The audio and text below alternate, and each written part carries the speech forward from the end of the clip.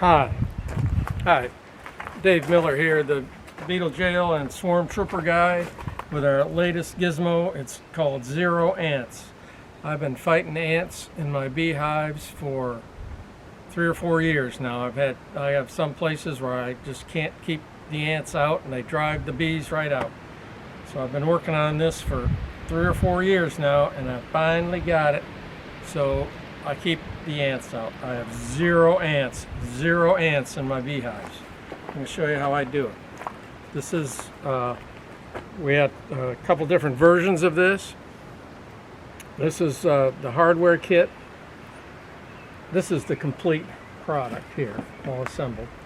This is the hardware kit, has everything but the boards, has instructions in there, how to drill the holes. And we have the complete unit. It won't be assembled. It's going to be in a box. It has all this hardware. We got our little spacers, bolts, T-nuts, washers, these little center things that go in the spacers to center the bolt in the spacer. And these are the little inverted, this is the key to the whole thing. These are it's like an inverted moat. It's not an oil tray like this that the bees drown in and the ants crawl over the dead bees. I've tried those over and over. This is an inverted moat. I put high temperature, weather resistant, water resistant grease in here, and that'll be on our website too. Little tins of grease.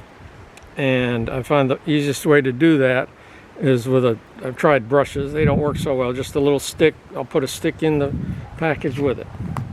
So that's what you get. You get 4 of these and all that. And if you get just the hardware kit and make your own boards, the holes are very critical. I got a countersink, a 1-inch countersink, about 1/8 of an inch for the T-nuts, with a 3/8 inch hole. The T-nuts fit in the hole and you hammer them in. I'm not going to hammer on this glass table, but I've got a block of wood here. I'll just show you how easy it is.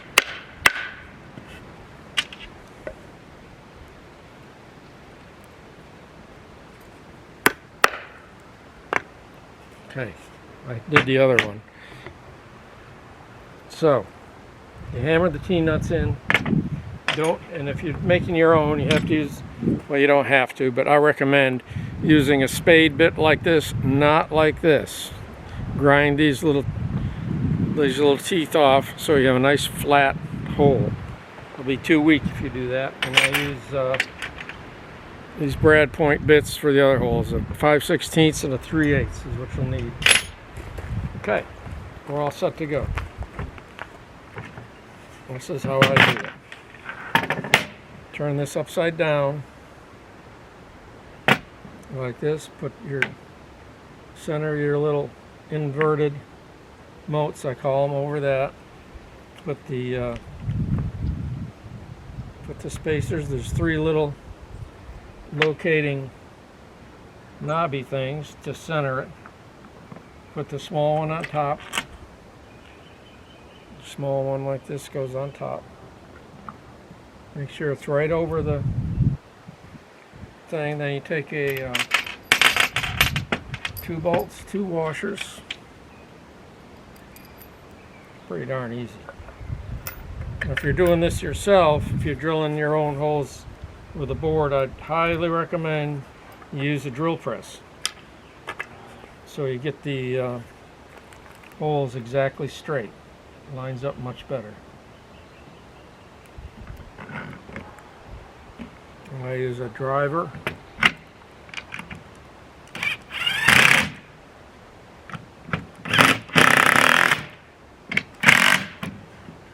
And that's it.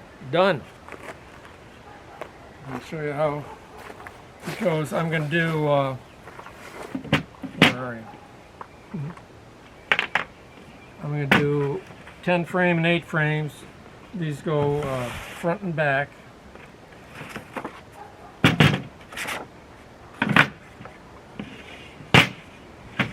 how I do them, front and back.